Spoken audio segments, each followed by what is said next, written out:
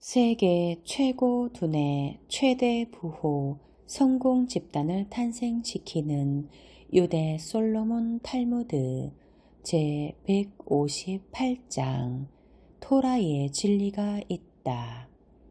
야훼의 종 모세가 이 세상을 떠나기 전에 한 일은 자신의 백성들에게 축복의 기도를 하는 것이었다. 하느님의 사람 모세는 죽기 전에 이스라엘 백성에게 복을 빌어 주었다.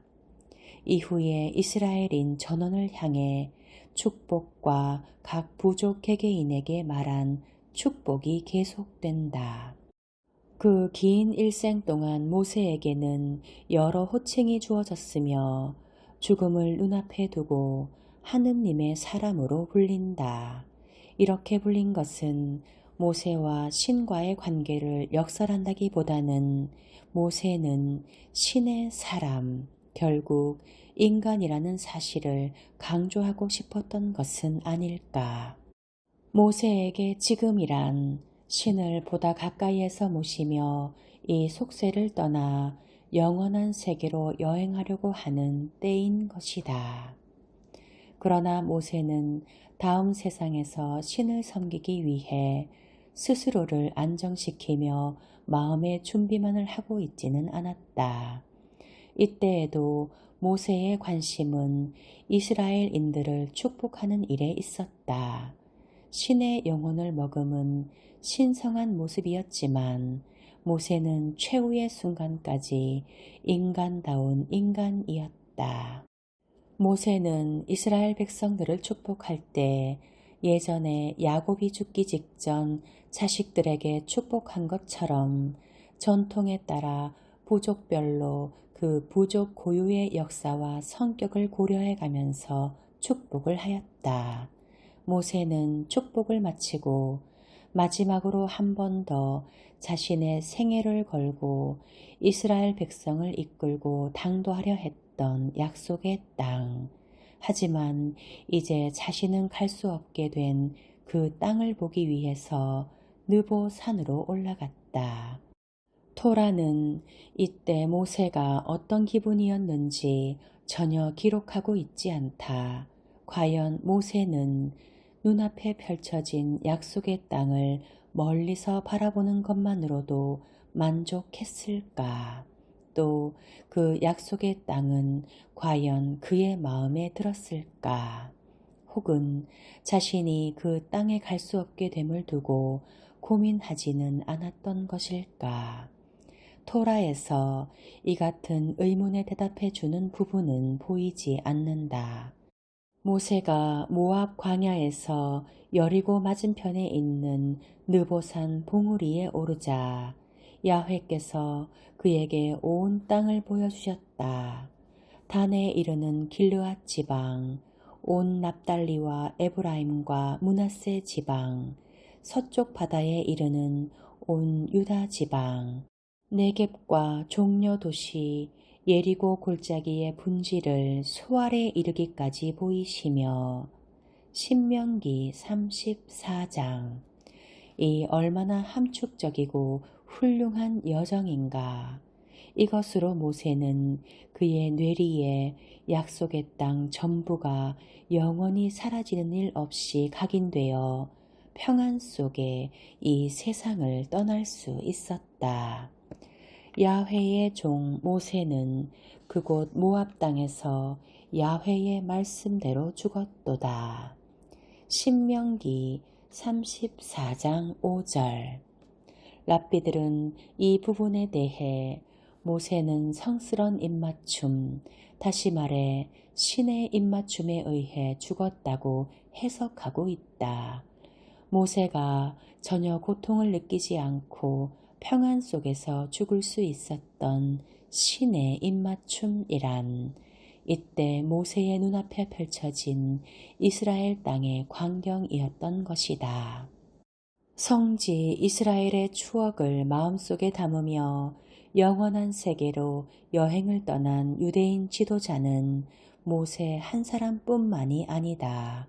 지금까지도 이스라엘 땅 밖에서 흩어져 살던 유대인들 사이에서는 성지에서 가져온 흙을 넣은 조그만 꾸러미를 준비하고 마지막 숨을 거둘 때 그것을 눈앞에서 뿌리는 오래된 전통이 남아있다.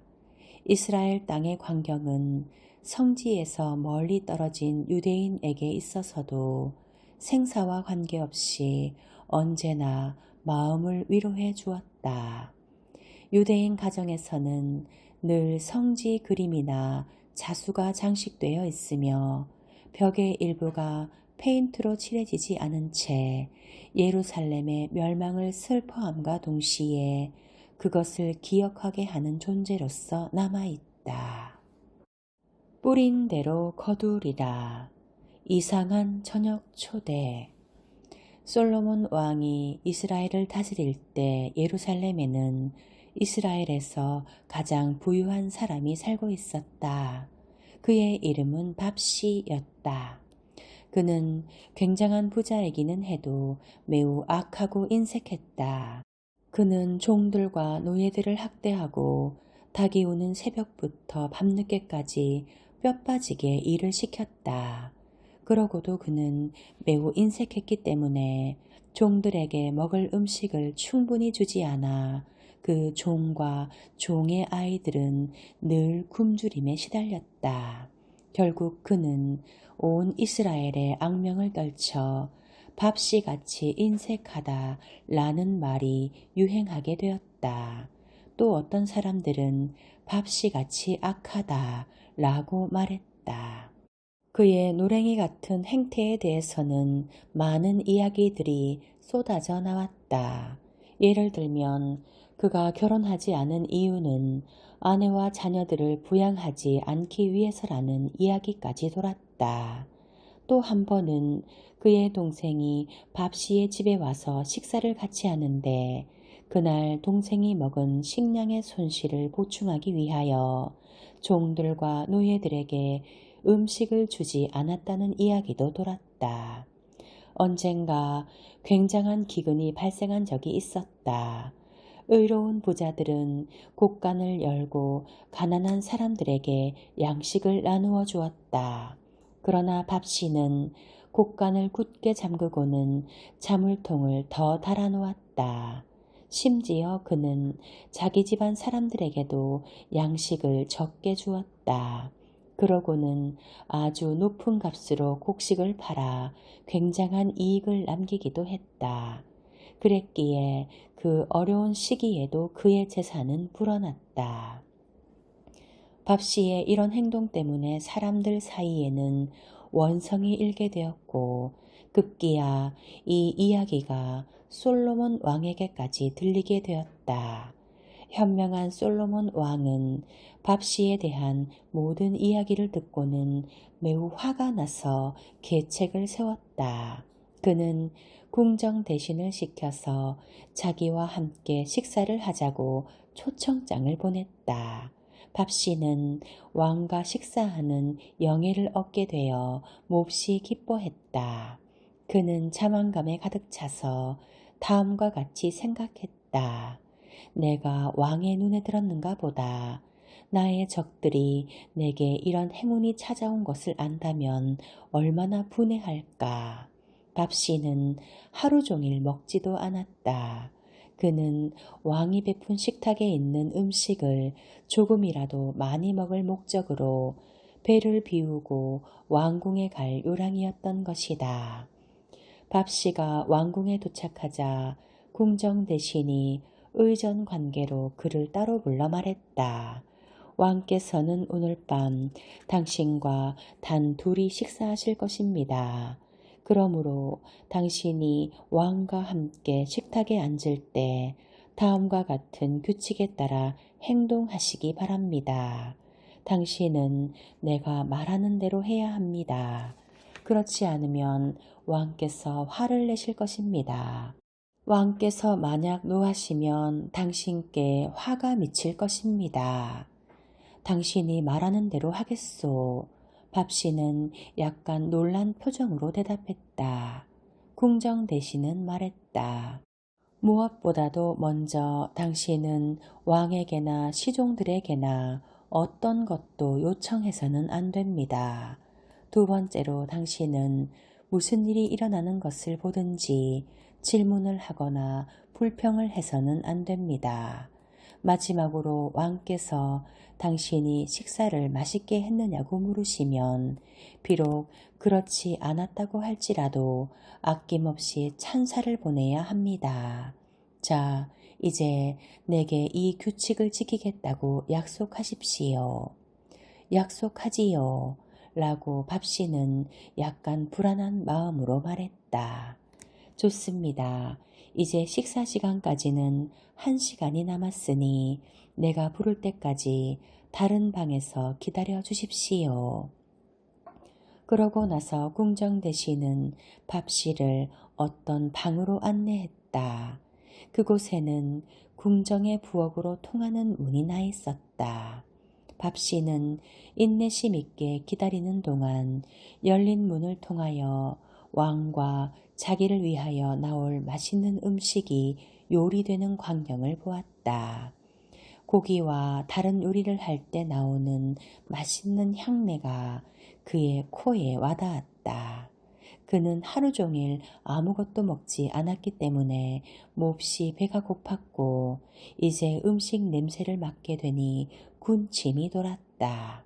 그는 여러 번 부엌으로 들어가려는 충동을 억제해야 했다. 그는 이를 부득부득 깔면서 식사 시간이 되기를 기다렸다. 드디어 식사 시간이 되었고 궁정 대신이 와서 왕의 식탁으로 그를 안내했다. 솔로몬은 다정스럽게 말했다. 친구여, 이리 와 앉으시오. 개의치 말고 먹고 싶은 대로 드시오. 밥씨는 자리에 앉았다. 종 하나가 들어오더니 물고기 요리가 담긴 황금 쟁반을 왕 앞에 놓았다. 왕은 요리에 입을 대고 먹으면서 어떤 물고기이길래 이렇게 맛이 있는가 라고 감탄하며 말했다. 왕이 물고기를 다 먹었을 때 밥씨 앞에도 물고기 요리가 놓여졌다. 밥씨는 너무나 기뻐 자기 앞에 놓인 음식을 먹으려고 몸을 숙였는데 바로 그 순간 다른 종이 그 요리를 낚아채더니 부엌으로 가지고 가버렸다. 밥씨는 왜 그러냐고 묻고 싶은 생각이 들었으나 궁정 대신이 한 말이 생각나서 꾹 참았다. 다음에 하인이 왕 앞에 맛있는 국을 황금 주발에 담아서 가져다 놓았다. 밥씨가 군침을 흘리며 자기 음식이 오기를 기다리는 동안 왕은 맛있게 국을 먹었다. 왕이 국을 다 먹자 이전처럼 하인이 밥씨에게도 황금 주발을 가져다 놓았다. 그러나 그가 국에 손을 대자마자 또 다른 하인이 와서 그것을 재빨리 빼앗아 가버렸다.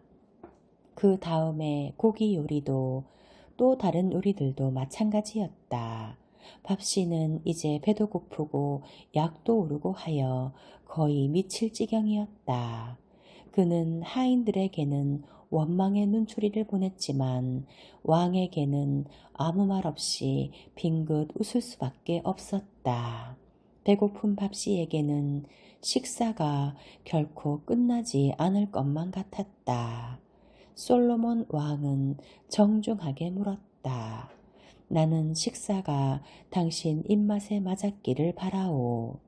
밥씨는 아무것도 먹지 못했지만 오 왕이시여 모든 음식이 아주 맛있었습니다. 라고 대답했다. 왕이 말했다. 그렇다니 매우 기쁘오. 마치 천국에서나 먹는 음식 같았습니다. 밥씨는 찬사를 보냈다. 왜냐하면 그는 궁정 대신의 말을 기억했기 때문이다. 아무것도 먹지 못한 밥씨는 허기에 지쳐 일어나서 나가고 싶었다. 그러나 왕이 그를 제지하며 말했다. 친구여 가지 마시오. 그렇게 빨리 가셔야 되겠소. 아직 초저녁이요. 나는 악사들에게 우리를 위하여 멋진 음악을 연주하도록 명령해 두었소. 밥씨는 어쩔 수 없이 남았다. 악사들이 들어와서 감미로운 음악을 연주했지만 밥씨는 먹을 것밖에 아무것도 생각나지 않았기 때문에 음악이 오히려 귀에 거슬렸다. 음악이 끝나자 밥씨는 또 한 번 일어나 나가려고 하였다. 솔로몬 왕이 말했다. 친구여, 가지 마시오. 이제 그대가 집으로 돌아가기엔 시간이 너무 늦었소.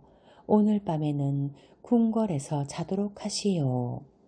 밥씨는 왕의 모든 말이 명령이라는 것을 알았다. 그는 궁궐에 머물 수밖에 없었다. 너무나 배가 고파 한 잠도 이룰 수 없었던 그는 화가 치밀어 왕이 왜 이렇게 하는지 생각해 보았다. 그가 왜 나를 먹지도 못하는 식사에 초대했을까? 갑자기 그는 왕이 자기에게 굶주리는 고통이 얼마나 큰지 가르쳐 주려고 했다는 생각이 떠올랐다. 이제 자신이 몸소 겪음으로써 그는 궁핍할 때 생기는 어려움을 이해하게 되었다. 가난한 사람들이 배고프다고 부르짖을 때 그는 늘 저만 잘 먹으면서 그들을 멸시하며 비웃기까지 했던 것이다.